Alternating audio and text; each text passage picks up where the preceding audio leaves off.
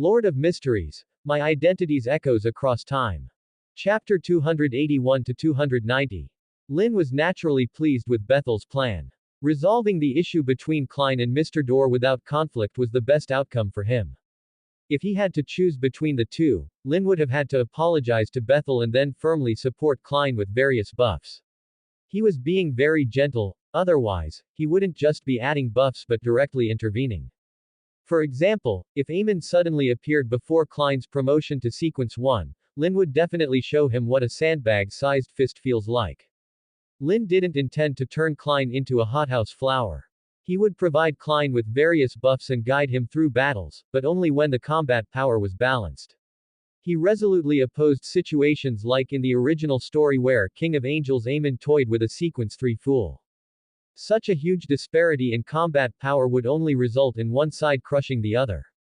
Although it could train one's mind, Lynn deemed it unnecessary. For example, he himself couldn't outsmart Amon, but that didn't stop him from pummeling Amon to the ground. Klein was not unintelligent. With enhanced power, full information, and proper training, he could become a qualified Lord of Mysteries without undergoing such suffering. Speaking of Amon, where has he been? It's been a while without his chaos, and my hands are itching. As Lynn's thoughts wandered, his fingers moved unconsciously, and his gaze fell on Klein, whose expression was clearly one of shock. Contact Mr. Door. Klein was taken aback. Then he looked at the Angel of Secrets, seemingly realizing something, and asked, if there's a stable way to contact Mr. Door, why don't you have him directly manage the Abraham family through the Master Key? What's the unnecessary trouble? Klein had thought Mr. Door didn't personally manage the Abraham family because it would be very difficult to contact them, allowing only occasional messages. But if the Master Key could contact Mr. Door, even with the full moon condition, Mr. Door could manage the Abraham family himself. If so, why have him take care of and manage the Abraham family? Bethel is not currently suited to establish a deeper connection with the Abraham family, due to the little trouble I mentioned. Lynn, controlling the Angel of Secrets, sighed and countered, do you know why the full moon whispers exist?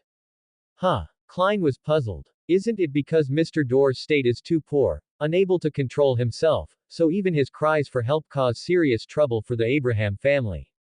Help! The Angel of Secrets sneered with a hint of ridicule, continuing, the Abraham family doesn't hear cries for help during the full moon. What? Not cries for help. But Russell's diary said. Klein felt genuinely confused. He believed the angel would not speak without reason.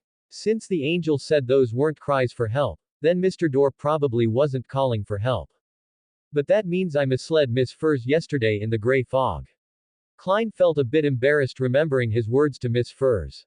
Despite the embarrassment, curiosity arose, and he couldn't help but ask, if it's not cries for help, what is Mr. Door's call during the full moon? It's no longer important. The Angel of Secrets shook his head. Lynn couldn't tell Klein about the outer gods now, but he could explain Bethel's previous condition differently. Thus, the Angel of Secrets said, have you heard of the primordial moon? He couldn't casually mention the mother goddess of depravity, but the primordial moon was a notorious evil god in this world, like the bitch tree. Knowing about it wouldn't cause corruption. I've read about the primordial moon in the Book of Secrets. It seems to be an evil god. Klein hesitated. He had read the Book of Secrets given by Sharon, which had many references to the primordial moon, though it didn't describe its exact nature. Klein could only guess it might be an evil god. Indeed, it can be called a powerful evil god, the Angel of Secrets nodded. Outer gods could be classified as evil gods since they were considered malevolent to humanity. Bethel suffered misfortune due to this evil god, was corrupted, and went mad. Only after re-establishing contact with me did he regain clarity, the Angel of Secrets said calmly. This explanation was valid since corruption wasn't exclusive to outer gods. Any high sequence being could theoretically cause corruption. In the original story, the highest corruption Klein faced early on wasn't from the outer gods but from the true creator. Such non-essential descriptions wouldn't cause corruption to listeners. So Mr. Door caused the full moon whispers due to corruption by an evil god. Klein was astonished but then felt a sudden realization. Lynn didn't correct Klein's misconception. The truth would be revealed someday, but it wasn't urgent now. So he controlled his divine avatar to say, don't worry. Bethel's corruption is under control. Although it might still erupt, the gray fog's isolation ensures even the primordial moon can't corrupt you through the master key. So that's why I'm the most suitable person. Klein felt he understood completely. Only the fool can communicate with Mr. Door without fear of corruption. Ordinary members of the Abraham family might get corrupted by the primordial moon through the corrupted Mr. Door. Corruption isn't like a plague that spreads easily, it needs a medium. A god corrupting ordinary beyonders through a medium is too simple. No, child, you're mistaken. I hadn't thought of that. Lynn internally retorted but controlled his divine avatar to continue. You can talk more with Bethel. If there's any knowledge you don't understand, ask him. He's a good teacher. At least in the seer, marauder, and apprentice pathways, you won't find a better teacher.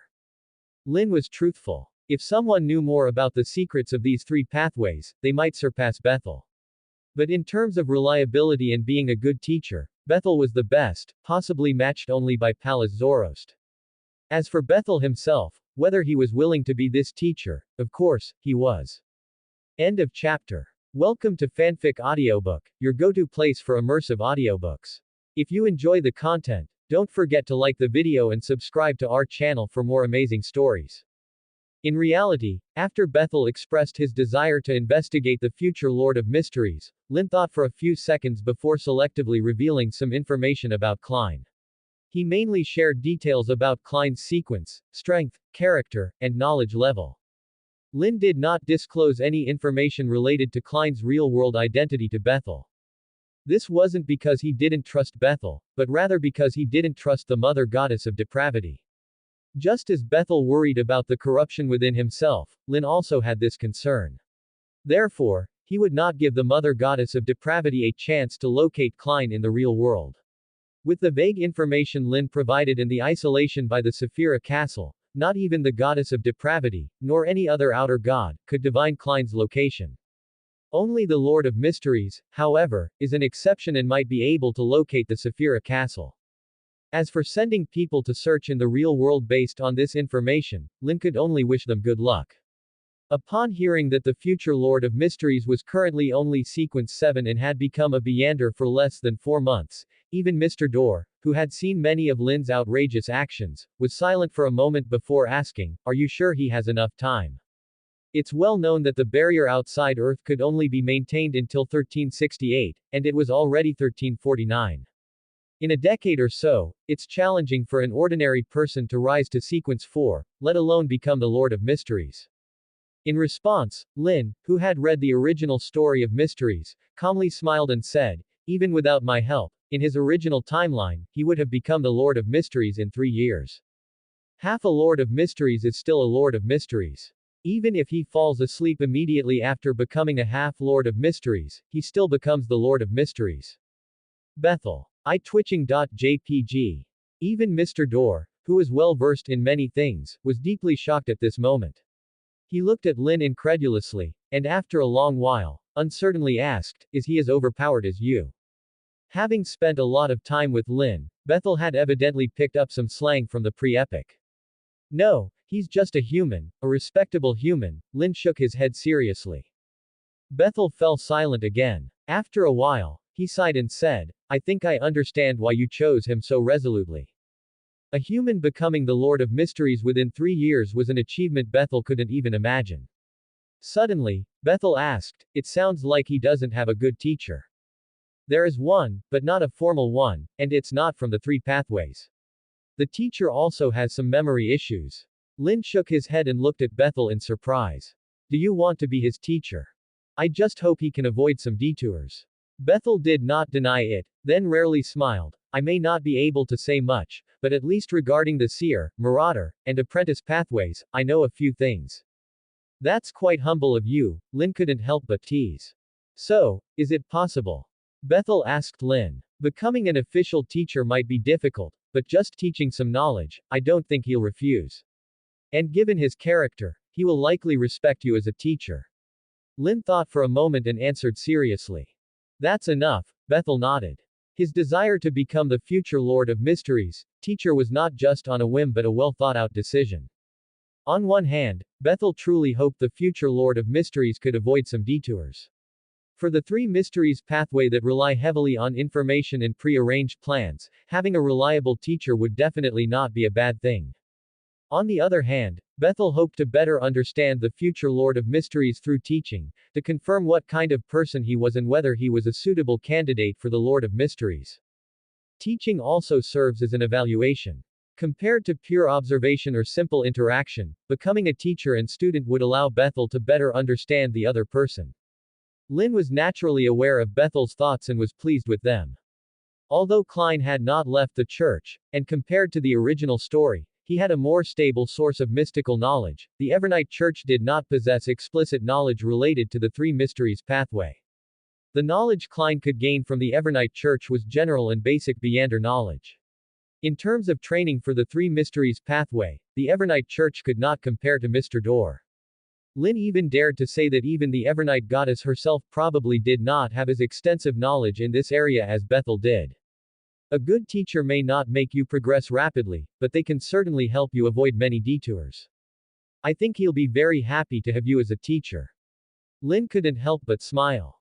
Then, remembering something, his expression turned subtle, and he said, "By the way, if you find another me with him when you call, don't be too surprised." Bethel immediately looked at Lynn with confusion. "Well, you know, I exist in many timelines simultaneously, and this one is particularly special," Lynn said with a calm face. "In this timeline, there are often two of me at the same time. One represents humanity, the other divinity. One possesses power, the other has just reached sequence 7.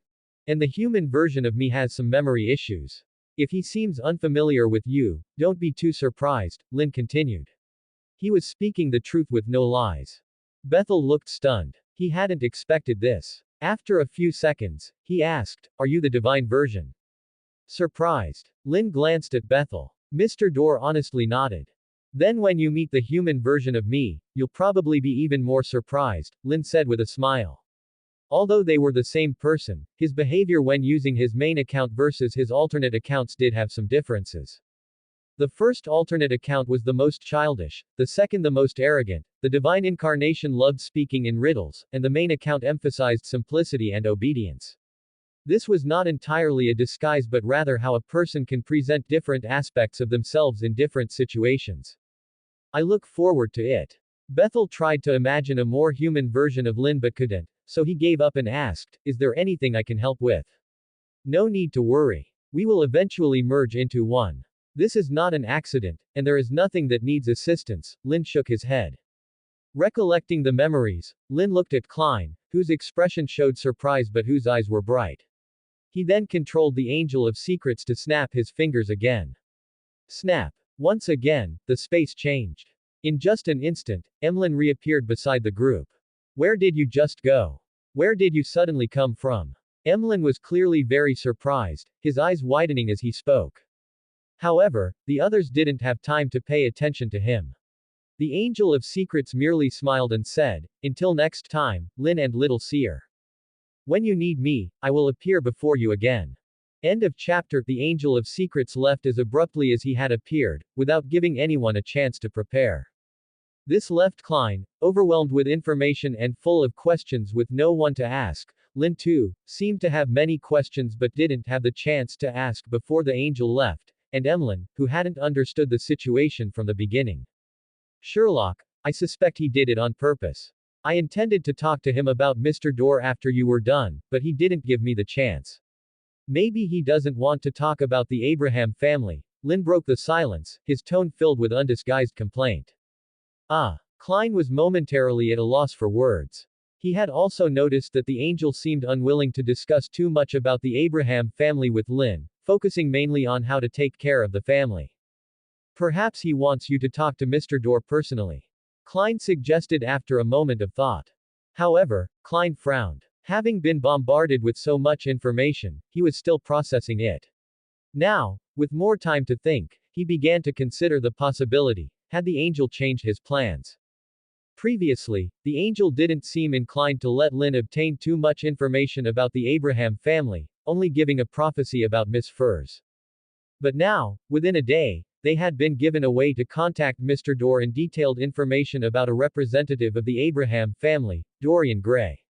The Angel of Secrets had conveyed this information to Klein in a very esoteric manner, directly imparting all the details about this Abraham member.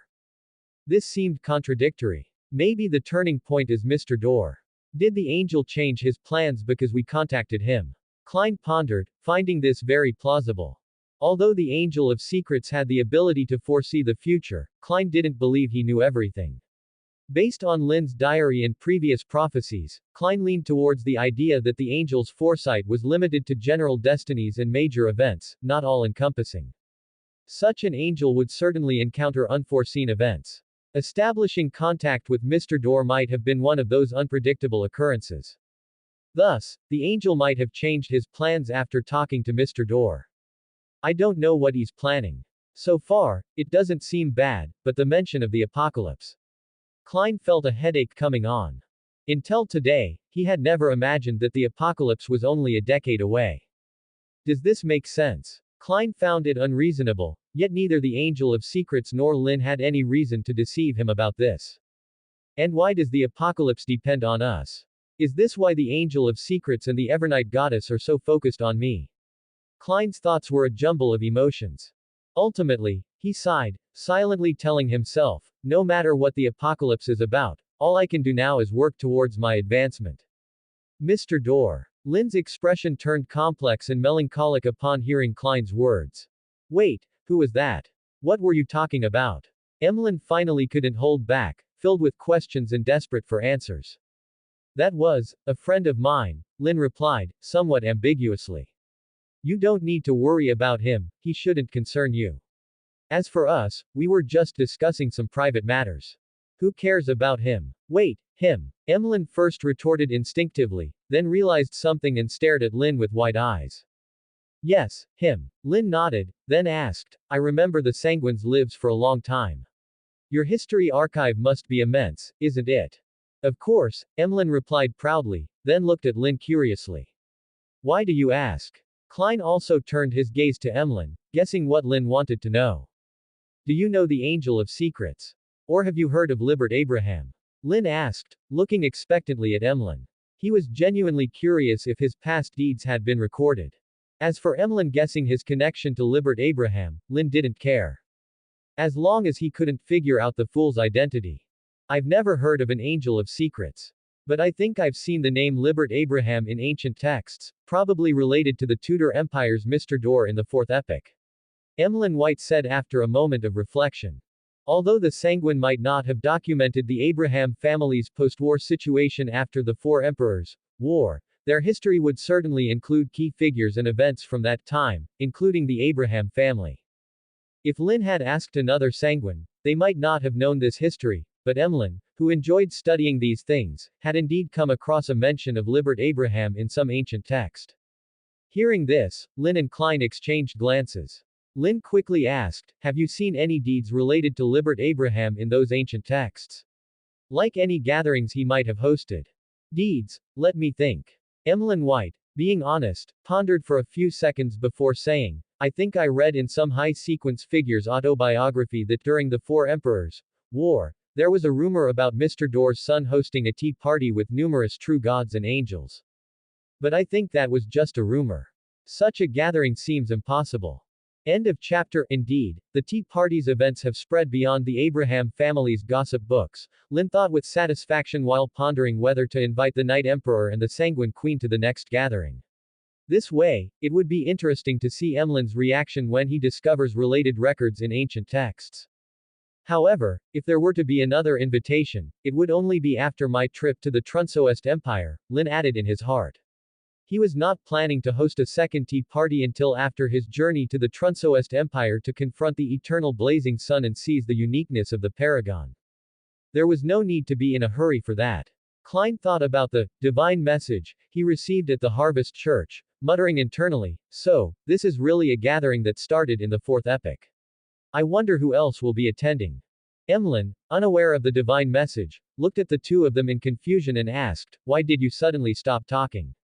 It's just a bit overwhelming, Lynn responded perfunctorily, then asked, besides that, have you seen any other records about Libert Abraham? No, that's all. I stumbled upon it in ancient texts. He's not a significant figure among us sanguine, so I didn't research him specifically, Emlyn shrugged. Sigh, forget it. There probably wasn't much recorded anyway, Lynn sighed. Klein gave a reassuring look to his little partner, knowing that with Emlyn present, some things couldn't be discussed in detail. So he said, we have nothing more here, Mr. Emlyn. Let's take you home now. Huh. Emlyn was stunned and asked, we're leaving already. What else? Klein glanced at Emlyn. Emlyn frowned, seemingly wanting to say something, but after opening his mouth, he closed it without a word. Finally, he muttered, then take me home. He could tell that these two seemingly ordinary detectives clearly had secrets. Otherwise, they wouldn't be connected to the Abraham family, Mr. Dorr, and the angel just now. But it didn't seem to concern me since it's unrelated to the sanguine, Emlyn thought, deciding to push these doubts aside and return to his usual calm demeanor. Seeing that Emlyn had no intention of probing further, Klein, who had been ready to deceive, couldn't help but laugh. It seems that Mr. Sanguine got lost in the church not just because of the master key but because he might be a carefree person. But Klein didn't dislike such people. The three quickly took a public carriage and returned Emlyn to his residence. During the trip, Klein remembered that his neighbor, Mrs. Doris, wasn't feeling well, so he invited Emlyn to visit her and exchanged addresses. When Emlyn finally embraced his beloved dolls again, Lynn and Klein returned to 15 Minsk Street. Both sat on the living room sofa, one busy making tea, the other sipping coffee slowly. So, do you really plan to have Miss Furs manage the Abraham family as a divine envoy? Lynn suddenly asked after Klein finished making tea. It depends on whether Miss Furs is willing. Klein sighed and couldn't help but joke, I still feel queasy about this. How did we suddenly skip to managing the Abraham family when we were discussing how to gather information on them just yesterday? I feel the same. Maybe it's fate. Lynn nodded sympathetically, his gaze falling on the master key lying quietly on the coffee table. After a moment of silence, he said, but more than the Abraham family, I want to talk to Mr. Dorr. I want to talk to Mr. Dorr too, but we just experienced the blood moon yesterday, and it'll be a while until the next full moon. Klein also looked at the master key and then suggested, perhaps we can borrow the scarlet lunar corona from Miss Sharon. Oh, right. That thing can create a full moon environment, Lynn said, as if he had just realized it. Miss Sharon and Marich should still be at the Brave Bar. We can go find them this afternoon, but I'm not sure they'll lend it to us, Klein said uncertainly. The Scarlet Lunar Corona is a special sealed artifact, specifically for the Temperance faction. Sharon and Marich might not be willing to lend it. I think they will, given who stands behind us. Lynn said, rubbing his chin. Klein recalled how obedient Sharon and Marich were in front of the angelic figure and fell silent. Lynn then added, if it's just the full moon environment, I remember the Sanguine have a spell to create it. If we can't borrow the Scarlet Lunar Corona, we can ask Emlyn if he has such a spell scroll or charm. While Klein in the 5th epic was preparing to call Mr. Dorr, Lynn in the 4th epic, juggling multiple accounts, shifted his focus to his 2nd account. He went to Bethel's study door and knocked. Knock, knock, knock. Inside the study, Mr. Dorr, handling the Abraham family affairs, was momentarily stunned, almost instinctively rubbing his temples. He knew who was knocking but couldn't understand why this troublemaker, who had just hosted a God's tea party, was here again. Recalling the recent events caused by Lynn, Bethel felt a headache. Even the dull documents seemed lovely. If possible, he wanted to quietly handle paperwork all afternoon. Even the King of Angels has limits to their stress tolerance. Bethel felt he needed a good rest, even if just for an afternoon. But reality forced Bethel to put down his documents, stand up, and open the study door. What is it? Bethel asked, ready for a surprise. To his surprise, Lynn looked unusually serious. Bethel, I need to check your soul's condition, Lynn said. End of chapter. Bethel, I need to check your soul's condition. Hearing these words from Lynn, Bethel was initially stunned, a wave of confusion and deep doubt rising within him. But then, he seemed to recall something, his expression shifting slightly as he asked, is there something wrong, did I get corrupted? Bethel wasn't foolish and didn't think Lynn would check his soul without reason. He quickly surmised some of the reasons behind this. Don't worry, we'll only know if there's a problem after checking. And with me here, even if there is a problem, I can find a way to suppress or resolve it, Lynn said in a soothing tone.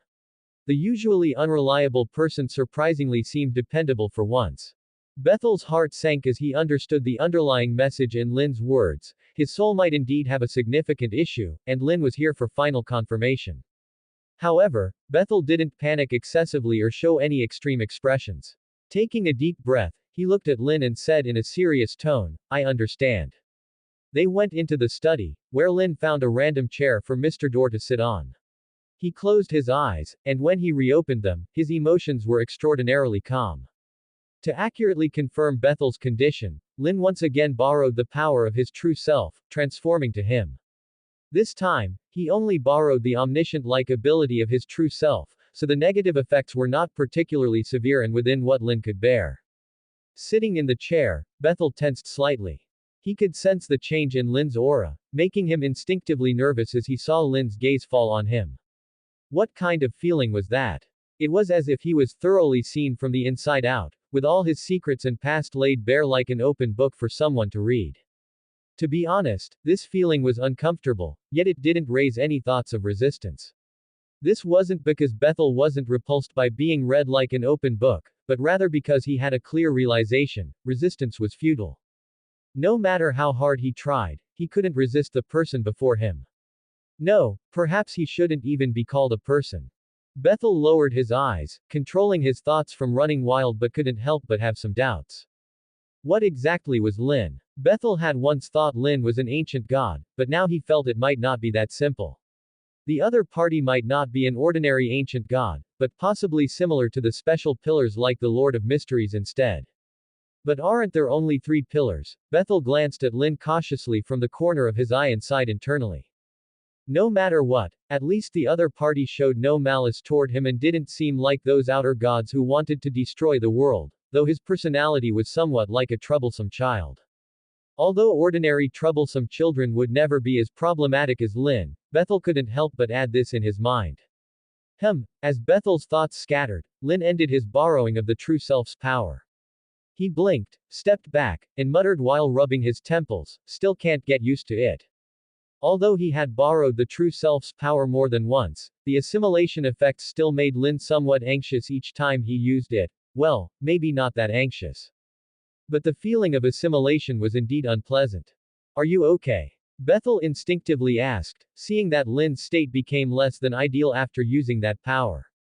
Remembering how Lynn had fainted after beating the Mother Tree of Desire the first time they met, Bethel thought of his previous suspicion that Lynn was an ancient entity in poor condition. Now it seemed that while the ancient identity might be in question, the poor condition was certainly true. Lynn's distinctly different from ordinary sequence power, though immensely powerful, clearly had some negative effects every time Lynn used it, like being influenced by some entity or combating certain existences. Bethel pondered this, and a thought struck him. He immediately connected it to the common issue faced by angels and true gods: the revival of the god's will. Visionary pathway faced the resurrection of the former god, i.e., the revival of the God Almighty's will, while the mysteries pathway faced the revival of the former Lord of Mysteries' will, and others faced the revival of the original Creator's will. Bethel couldn't guess that Lynn was an anomaly to some extent, who jumped out of the Beyonder characteristic system. The power he borrowed had nothing to do with Beyonder characteristics, leading Mr. Door's speculation towards a more traditional direction. Was Lynn, suspected to be an ancient god or even a hidden pillar, also combating the original Creator's will? Moreover, a thought suddenly sprang up in Bethel's mind, startling even this first under the true god, making him purse his lips tightly. "I'm fine. I'll adjust later," Lynn said, looking at Bethel as his thoughts scattered further. He blinked again, seeing through some of Bethel's thoughts but didn't explain actively. Instead, he said seriously, "Bethel, your problem is quite severe." Indeed, Bethel's problem was severe. After using the omniscient power to see through Bethel, Lynn confirmed that Bethel had indeed been corrupted by the mother goddess of depravity.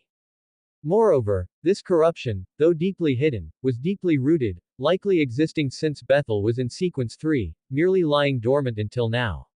It had gradually eroded Bethel's soul through each promotion. So now Lynn had 2 pieces of good news and 2 pieces of bad news. Good news 1. Probably because the mother goddess of depravity wanted to catch a big fish without being detected by others on Earth, the deeply hidden corruption hadn't yet affected Bethel's personality.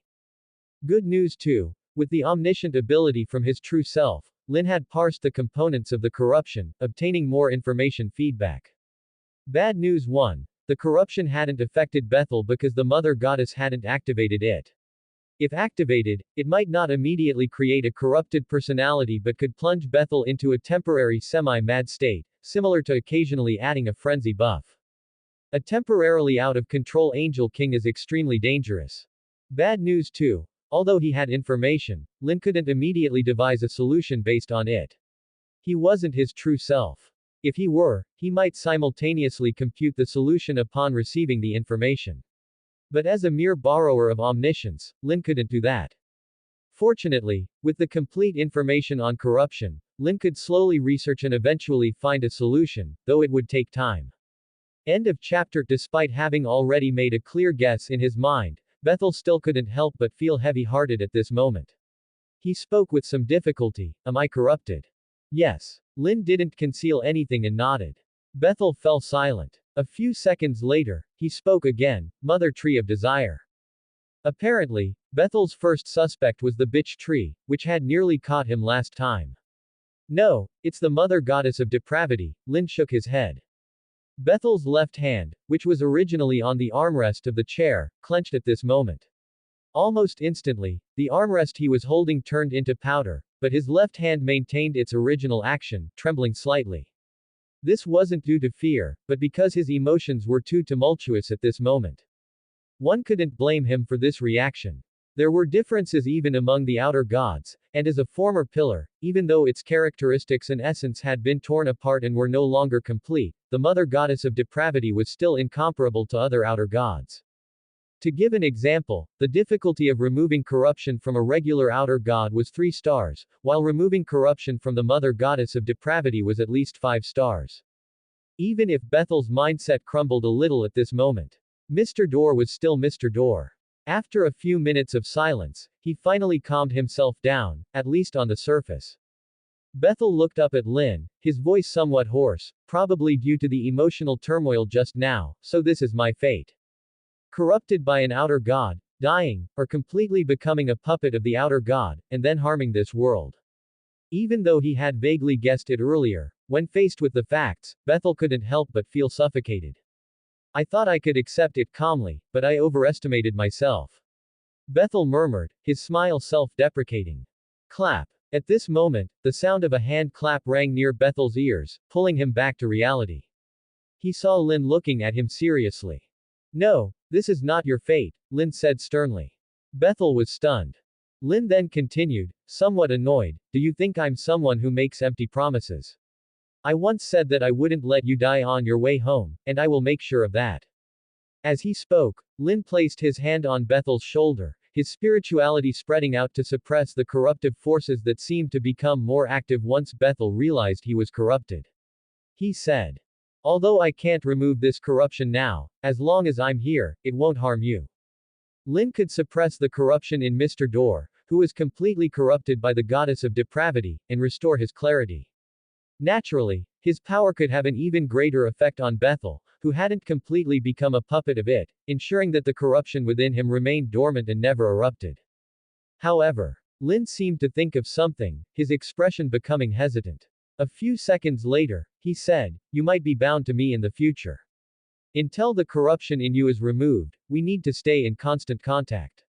Otherwise, if something unexpected happens and the spirituality I left on your spirit body is exhausted, it could be dangerous. Lynn wasn't making things up. The spirituality he used to suppress the corruption was only a part of his power, not a separated portion of his soul. Just like those extraordinary weapons made of spiritual materials with a usage limit, this spirituality would also be consumed in the confrontation with the corruption of the mother goddess of depravity, requiring periodic replenishment. If he couldn't contact Mr. Door when replenishment was needed and couldn't perform the replenishment, the consequences would be obvious. I understand. Thank you, Lynn, Bethel expressed his gratitude solemnly. While Lynn suppressed the corruption within him, Bethel could finally feel those hidden corruptions, confirming one thing more firmly. Without Lynn, a fate worse than death awaited him, one he was even more unwilling to accept. Bethel wasn't particularly afraid of death, but he didn't want to become a puppet of the outer god, a tool for invading this world. Especially, as the foremost Beyander under the gods, closest to the Lord of Mysteries, Bethel even suspected that the mother goddess of depravity might use him as a medium to control the Lord of Mysteries. If that happened, the world might be doomed, and he would be the sinner who destroyed it. Luckily, that wouldn't happen. Bethel breathed a sigh of relief. Regardless of whether the corruption within him could be removed in the future, he would never allow himself to become a puppet of the outer god, nor let the goddess of depravity use him to control the Lord of Mysteries. If it came to that, he would end his life early, leaving hope to others. Can't you be a bit more ambitious? It's just the corruption of the mother goddess of depravity. She runs away like a rat when she sees me. What are you afraid of? Lynn coldly interrupted, clearly seeing through Mr. Door's heroic death wish, speaking with a tone of disappointment. Don't think about death lightly. It only makes your loved ones grieve and your enemies happy. And I don't want to see Amon step over you again, especially not when I'm alive, Lynn continued. When Lynn read that part in the book, he was furious and would never let it happen in reality. Bethel was stunned. He didn't know whether to be shocked by Lynn's, the mother goddess of depravity runs away like a rat when she sees me, or to think about the meaning of, seeing Amon step over you again. He remained silent for a few seconds before saying, I just want to prepare for the worst. Then prepare to work for me for a lifetime. This is a promise from your future self, Lynn said seriously. This left Mr. Door stunned again, and then Lynn continued, by the way, I'm planning to visit the Trunsoest Empire soon, mainly to see the eternal blazing sun. Bethel, you should come with me. Since you probably don't feel like handling the affairs of the Abraham family now, take this opportunity to relax. Having you with me will also help me better study how to remove the corruption. End of chapter. Do you have some business with the eternal blazing sun? Upon hearing Lynn's words, Bethel's expression became rather subtle. In that moment, images flashed through his mind. Azek, who had been completely duped, the Blood Emperor Tudor, who had first been beaten up by Lynn and then taken down by a combination of the Evernight goddess and the true creator, and Amon, who had been blown up several times and was expected to be blown up many more times in the future. So this time, was it finally the Trunsoest Empire's turn to be unlucky? Bethel, feeling somewhat schadenfreude, couldn't help but relish in the thought. He didn't have a good relationship with the eternal blazing sun, so he naturally didn't mind seeing the other party in trouble. However, Bethel thought for a moment and then looked at Lynn, saying, although the Six Gods Alliance isn't extremely united, they are indeed in a coalition. If you make a move against the eternal blazing sun in Trunsoest, other Sequence Zero's might get involved. I know. That's why I brought you along. When the time comes, you just need to isolate a space for a few minutes. As long as you can hold out while I beat the eternal blazing sun and get what I want, we'll run immediately. Lynn said this, patting Bethel on the shoulder earnestly. Come on, whether we can avoid being besieged by the gods depends on you. Bethel felt a mix of laughter and helplessness, but he wasn't surprised. After seriously considering for a few seconds, he said, I'll do my best. Even if something unexpected happens, it shouldn't escalate to a full-scale assault by all the gods. Given the relationship between the eternal blazing sun and the other gods, at most, one or two true gods will come to help. Unless you're planning to kill him, which might attract everyone. Don't worry, although I don't like that traitor, I won't kill him now, Lynn replied with a smile. Lynn indeed had no intention of killing the eternal blazing sun. Although the latter was highly suspected of being a traitor, it was currently too difficult to kill a Sequence Zero without paying a heavy price. Using powers above Sequence Zero was not worth it. Frankly, the eternal blazing sun wasn't worth it. Even if Lynn risked losing himself by using Great Old One level power, it would be against an outer deity, directly targeting the master rather than the lackey. Besides, an alliance, albeit fragile, was still an alliance. Without concrete evidence, if Lynn killed the eternal blazing sun, it would push him into opposition against the Six Gods Alliance and the Night Emperor Trunsoest. Even the Evernight goddess, who had cooperated with him, would likely be more wary of him in such a scenario. Lynn wasn't afraid of these gods, but it wasn't necessary to risk everything for the eternal blazing sun. Furthermore, although the eternal blazing sun was suspected of being a traitor, removing him wouldn't guarantee another spineless traitor wouldn't emerge. It was better to keep the known traitor, as it might help lure out bigger threats. Traitor. Bethel was puzzled by Lynn's terminology, his eyes thoughtful. After a moment, he asked, "What do you plan to take from the eternal blazing sun?" "The uniqueness of the paragon," Lynn said, rubbing his chin, not hiding his intentions. "I made a deal with the Evernight goddess and got a characteristic from her. She told me the uniqueness of the paragon is in the hands of the eternal blazing sun, so I'm planning to borrow it." Bethel couldn't help but glance at Lynn. He knew Lynn's apparent pathway was the paragon sequence too. He had assumed this was just a facade, but now it seemed not. Was Lynn really planning to follow this pathway? Wouldn't this conflict with his original Beyonder characteristics? Or was Lynn willing to risk partial madness for it? Bethel instinctively frowned, then hesitantly looked at Lynn. After a few seconds, he asked, "What exactly are you planning?" "My plan is simple. Become a paragon and then merge with the knowledge more to become the demon of knowledge," Lynn explained, smiling at Bethel. Surprised. "You're planning to abandon your original power." Even though he had suspected this earlier, Bethel was still surprised. "Not exactly abandoning," Lynn shrugged. "I'm just choosing to retain myself and lose some power over losing myself and gaining power. And becoming the demon of knowledge isn't bad. It's a great old one, after all," Lynn added with a smile. But Bethel couldn't share in the laughter. Lynn's words confirmed his previous suspicions. Lynn was indeed a backup plan for the revival of the original creator or some unknown pillar. This explained why he had immense power but also severe instability, as he was resisting the entity trying to revive within him. The last person who speculated to have a great old one will revive within was the ancient sun god, and his fate was well known. "Will you be okay?" Bethel couldn't help but ask. "Don't worry, I'll be fine. I have a plan," Lynn reassured him, appearing relaxed. "Just becoming the demon of knowledge will do." "Yes, just becoming the demon of knowledge." Lynn repeated this to himself. Although he wasn't entirely confident, especially after sensing how formidable his true self was, he had decided not to dwell on it. This was the only path forward, so he might as well keep moving. Even if the end wasn't ideal, at least he would have tried and left a significant mark. Of course, he also intended to bring everyone he wanted along, so there wouldn't be any regrets. Lynn's gaze fell on Bethel, and he patted his shoulder, grinning. "Prepare well. This trip to Trunsoest won't be short. Before beating the eternal blazing sun and taking the paragon's uniqueness, we'll stay in the Trunsoest Empire for a while. We need to pick a good time to strike, and I have some other business to attend to. Oh, and besides the two of us, I'm planning to bring Azek over. We need more hands to deal with the True Creator's Church, so I thought to bring him in advance." "You don't mind, right?" Lynn asked. Yes, considering the shortage of manpower in establishing the True Creator's Church, Lynn had decided to bring Azek over to his side. After all, the groundwork had been laid, and Lynn was confident he could use this trip to Trunsoest to convince Azek to leave the God of Death. Bethel could only silently mourn for the God of Death who was about to lose his second in command, then nodded. "No problem, I don't dislike that child." End of chapter. Yes, Azek, the Death Consul, was merely a child in the eyes of Bethel, who had already existed since the third epoch. "It's good that you don't mind. I wonder how Azek has been these days. I hope his wretched father won't trouble him because of the tea party." Lynn frowned as he thought of this.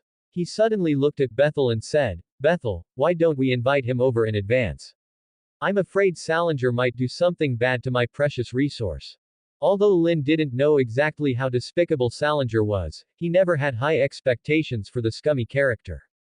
So he decided to wield his pickaxe in advance. While Lynn was preparing to wield his pickaxe, on the other side, Azek, the Death Consul, suddenly felt a bit chill.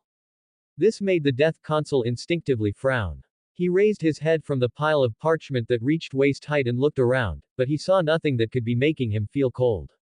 In fact, at this moment, apart from Azek himself, there was no one else in the Death Consul's palace. Even the attendants responsible for serving him were nowhere to be seen.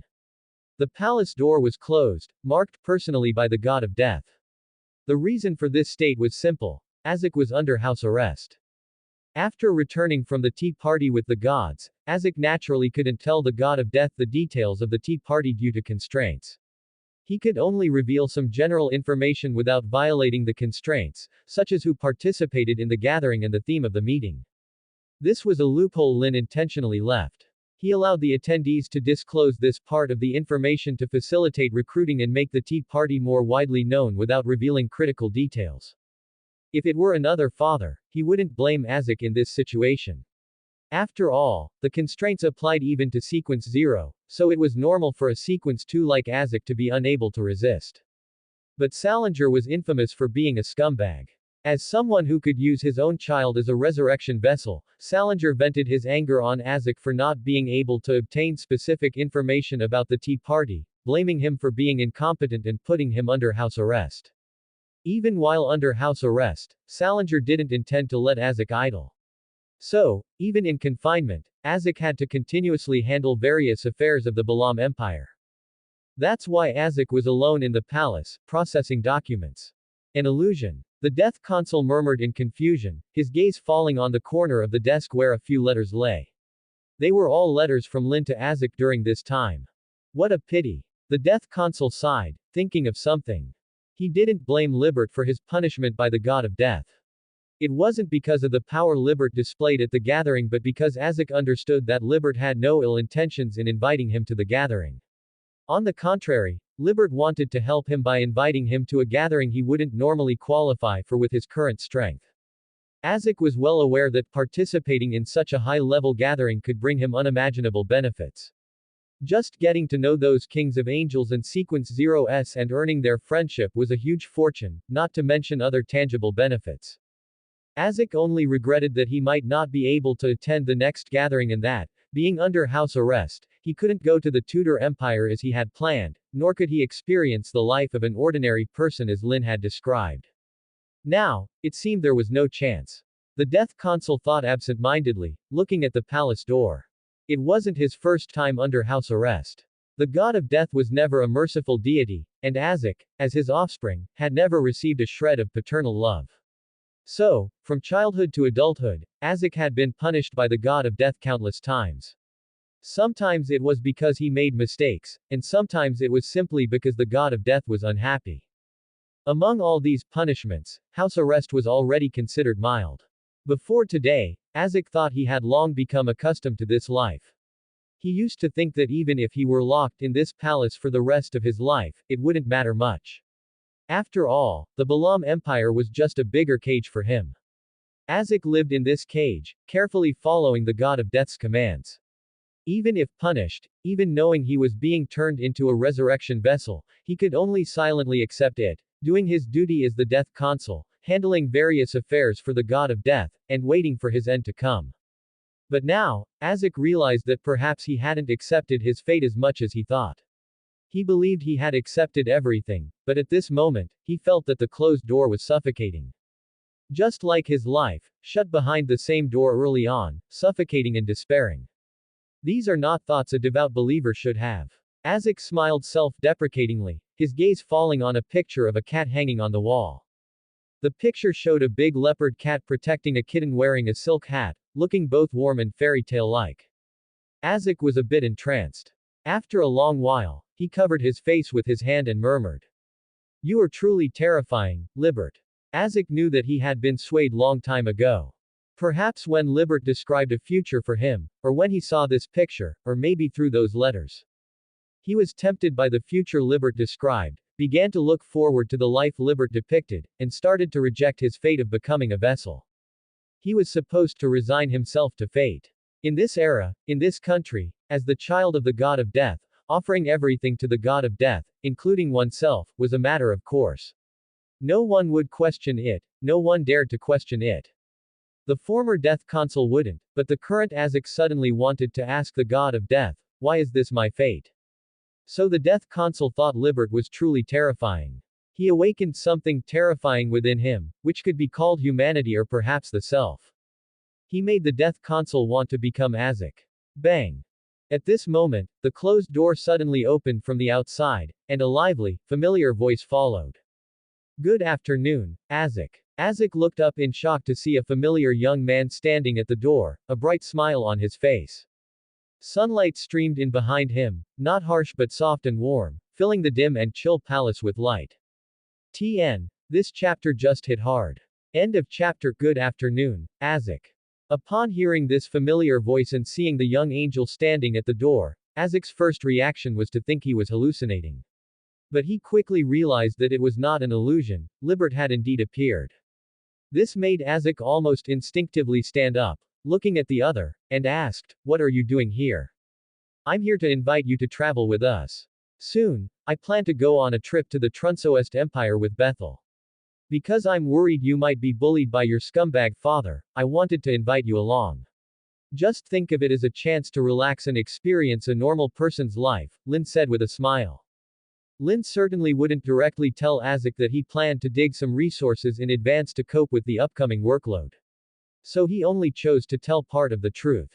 Hearing Lynn's words, Isaac first froze for a moment, then his eyes lit up. But then he seemed to remember something, pursing his lips hesitantly, and said, "Will His Majesty agree?" "Don't worry. Since I'm here, I've already negotiated with your scumbag father." As Lynn said this, he leisurely walked up to Isaac, his eyes sweeping over the neatly processed documents on the desk, showing a hint of satisfaction. He was indeed not mistaken. Isaac, the Death Consul, was indeed a high-quality resource. What he lacked now were talents proficient in handling official duties. Lynn had no choice. In the True Creator's Church, there were only 4 people who could bear the flag, including himself. Among them, the True Creator had already gone mad, so he couldn't rely on him to handle these matters. Ouroboros lacked initiative and subjective action, he could assist others but not handle everything alone. Lynn doubted if the church wouldn't collapse tomorrow if Ouroboros was left to manage everything. As for Medici, he was great in battles or wars, but asking him to handle these tedious documents was not reliable. Even with the precedent of the young Medici, Lynn knew that the Red Angel could sit down and deal with official duties, but the efficiency was only good for assisting. As for the other Beyonders who followed the True Creator, it was even worse. There were many handsome men and beautiful women, but most were not very smart and reliable, making Lynn almost see an illusion of the Aurora Order. He couldn't understand it. In the 4th epoch, the True Creator had not yet invented the rap skill and wouldn't drive his followers mad by his ramblings. So why did the organizations that believed in the True Creator still have such an Aurora Order style? Was it true that to become a follower of the True Creator, one had to choose between beauty and brains? But speaking of the Aurora Order, although the True Creator of the 5th epoch is beyond saving, we still need to restrain the Aurora Order and prevent them from continuing their reckless actions. As Lynn thought about this, his mind wandered for a few seconds. He decided to contact Ouroboros of the 5th epoch later to check on the situation of the True Creator of that era and find a way to reform the Aurora Order. Not to the extent of making those beautiful idiots turn over a new leaf, but at least they shouldn't continue causing trouble. Maybe they could switch to targeting the Augustus family or betraying the Demonist sect if they just want fame. Lynn muttered inwardly, subconsciously thinking of 100 ways to use the Aurora Order members.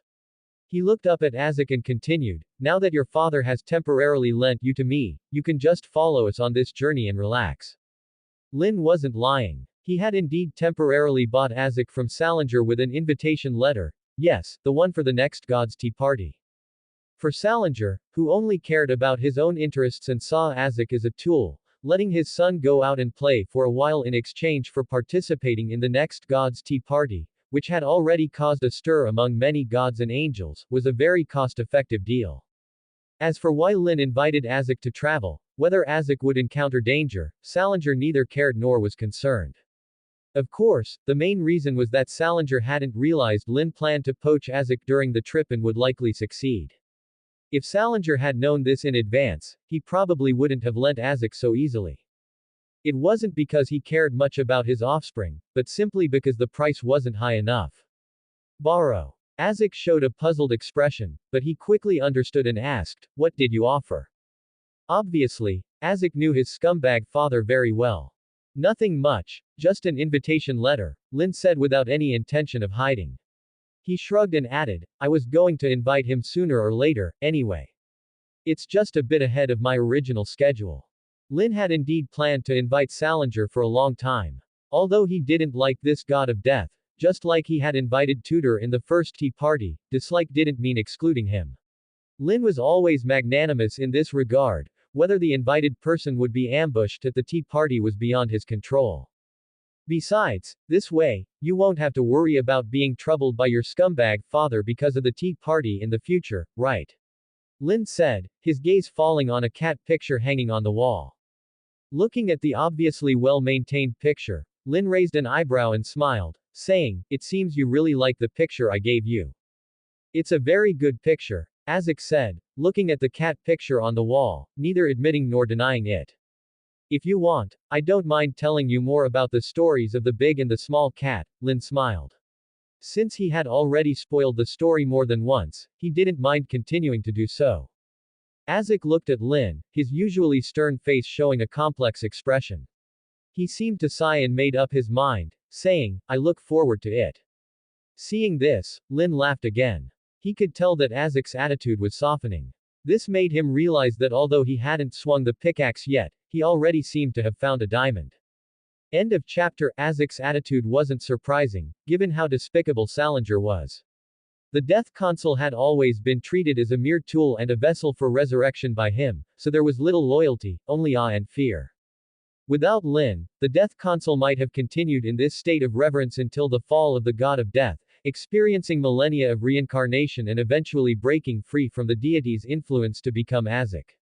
However, fate had different plans for the Death Consul, who encountered Lynn.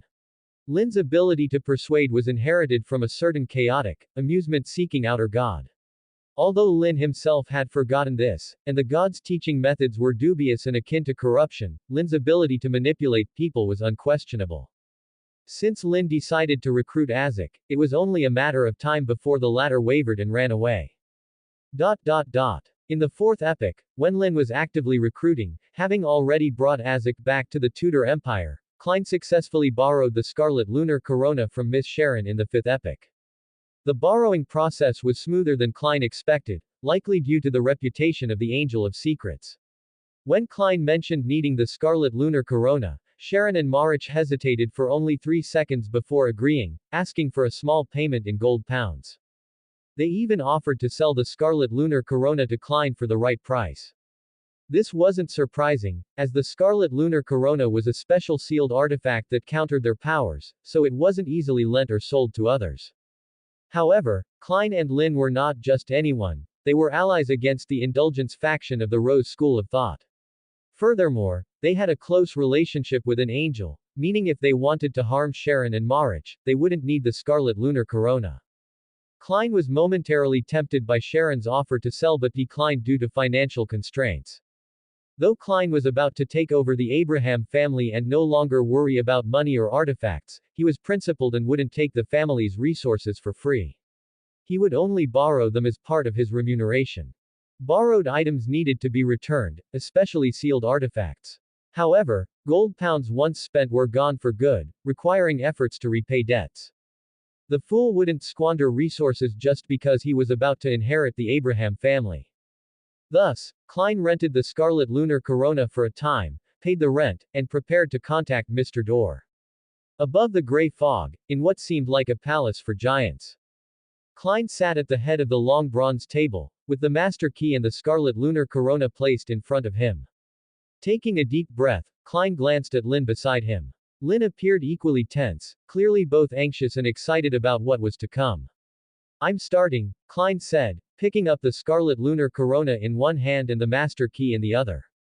He activated the Scarlet Lunar Corona, letting its crimson light fill the space, and then followed the method given by the Angel of Secrets to dial Mr. Door. The process was surprisingly simple.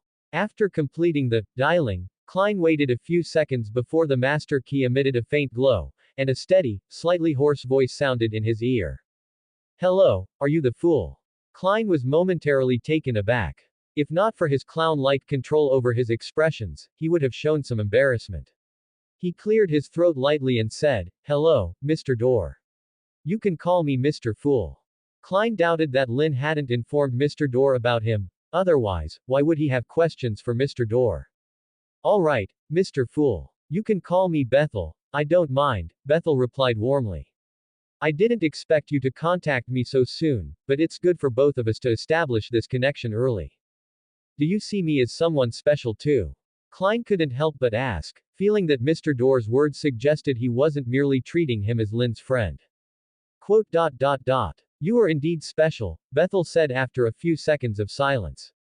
I'm not sure if Lynn has told you about your fate, but please believe me, your uniqueness is not entirely a bad thing. At least, not completely. So, it might be a bad thing. Klein caught the underlying implication in Bethel's words. That depends on your choices, Bethel said calmly. With great power comes great responsibility. If you choose to bear it all, you will gain much but also lose something. Klein was stunned upon hearing the familiar quote. After understanding the meaning, his mind racing as he asked, so, is it really related to the end of the world? Quote. You could think of it that way. I'm sorry, but I can't reveal the truth to you yet. You are too weak right now, and knowing certain things could cause you irreparable harm, Bethel said apologetically. Klein frowned deeper, recalling the Angel of Secrets' enigmatic style. He originally thought it was just a penchant for being cryptic, but Mr. Door's words suggested that the truth itself might be dangerous. Reflecting on the Angel of Secrets' usual behavior, Klein shook his head. No, that couldn't be the only reason. He believed that while the truth might indeed be dangerous, the Angel of Secrets would likely not reveal it even if it weren't.